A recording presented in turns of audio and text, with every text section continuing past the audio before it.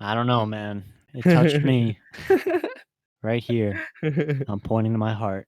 I'm pointing my dick, but yeah. This is a family-friendly, show, rated PG, please. Okay, fine.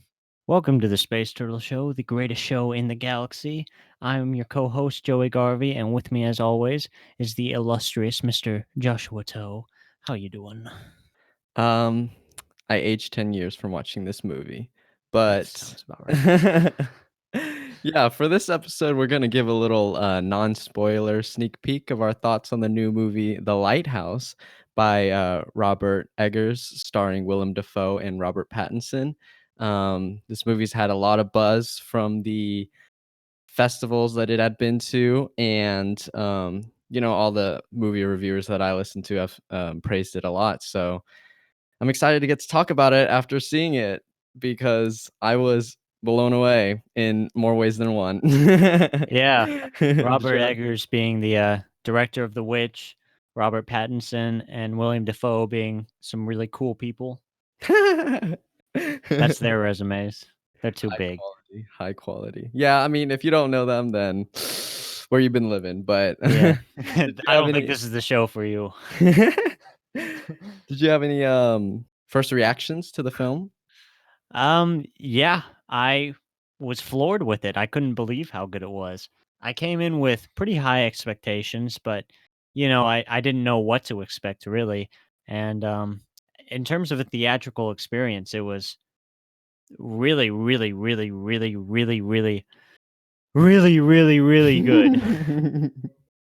Yeah, I mean, emphasis on theatrical experience because I feel like if you're gonna watch this movie to the fullest of its extent, you need to go into the theaters and see it because my initial thoughts of the movie is summarized by the statement an assault on all the senses Yes, in very a much good so. in a good way. Yeah, yeah. Let's see. Non-spoiler. What can we talk about? Well, I mean, first of all, the acting from Robert Pattinson and William Dafoe give maybe best performances of their careers. Yeah, I For would think so. Robert Pattinson, certainly. William Dafoe, he's got a longer career, so I haven't seen everything, but I mean, obviously, the movie runs on these guys' performances. And from the beginning, I expected them to be good, and they were doing well. But really, as you get into the second and the third act, you can see them really go for it, and they can give such animated performances, but it still works within the material. So I thought it was really good. Yeah, I particularly enjoyed the acting as well. Like there was a lot of what's it called? Variation in their emotional turmoil. Their acting from scene to scene was really able to like captivate you in my opinion, regardless of what exactly they're talking about cuz some of the dialect that was included in the film because it's a period piece, a little bit of a fantastical period piece. Some of the dialect is a little hard to hear at least for me, from the initial watch, and a little hard to understand because we don't really speak that way anymore. Yeah. And so during those times, I get to watch their face and their like exaggerations on the facial expressions and stuff like that. So regardless of whether you kind of understood what they're saying or not, you can almost tell what they're saying by how they were acting. Yeah, for sure. And it worked really well in comparison with Robert Eggers' direction. With the cinematography and the sound and everything, you could tell this movie was a movie made for movie fans. It was a very movie-like movie. Mm, With its like aspect ratio, it's in black and white, the weird monologues, weird long monologues. Most of the movie takes place in complete silence from the characters or they're always talking. There's never in between. mhm. There were Yeah, just a lot of things that kept me riveted as an audience member.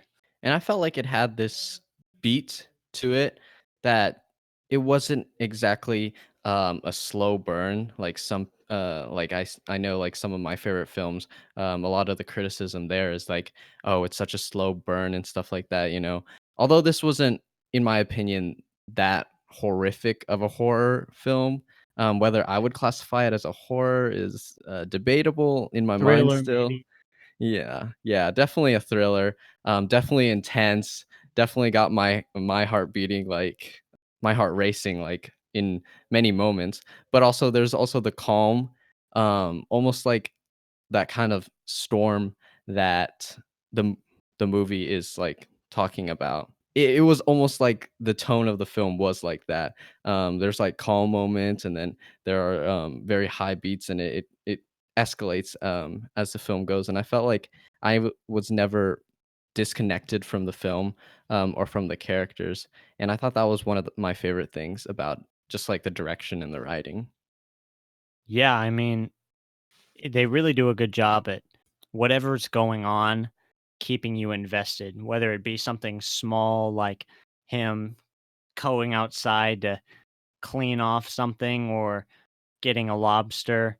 You always find a way to be invested, and it's mostly the cinematography, I think, that really stands out there. Yeah, the cinematography was subtle and, but interesting. It, like to me, it harkened back to the classic films for most of the time, but there are also moments where it did something that was very, intentional, and I think that's more of, a modern film type, style, and so I like that mix, between the 2, kind of like all the research that Robert, Eggers put and his brother, I'm assuming, put into writing the film, researching dialogue and dialect and jargon and talking to old sailors and stuff like that. I feel like just as much of that period influenced the cinematography and even the sound. I really want to talk about the soundtrack and the Oh, sound editing.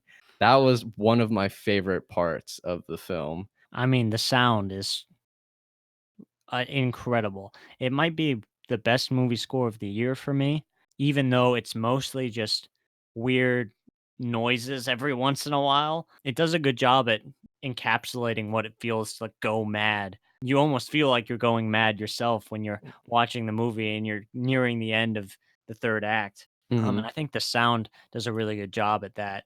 In particular, it's mixed with the sound design and the music score. I think they work together really well.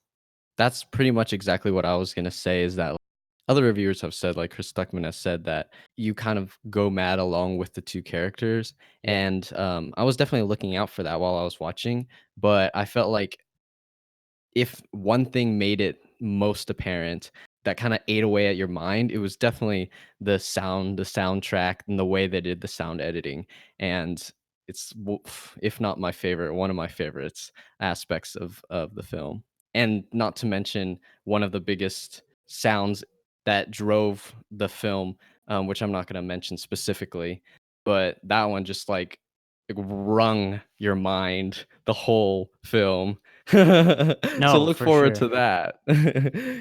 And honestly, the movie it makes you feel like it was made in the 1940s, which makes sense because, it's taking place in a time that's way before us, maybe even like 100 years ago, Yeah, I think it's set in the 1890s, or at least that's what it 1890s. says That online. sounds about right. And it really felt like that.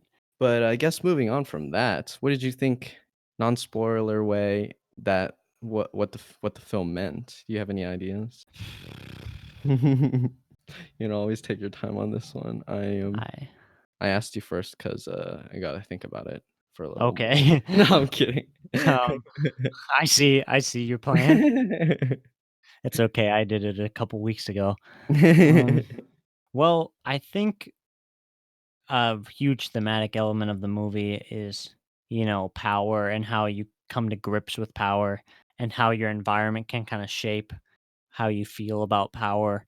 I think they wouldn't have gone so crazy and mad about, the power between the two characters had they not been in such an enclosed like environment for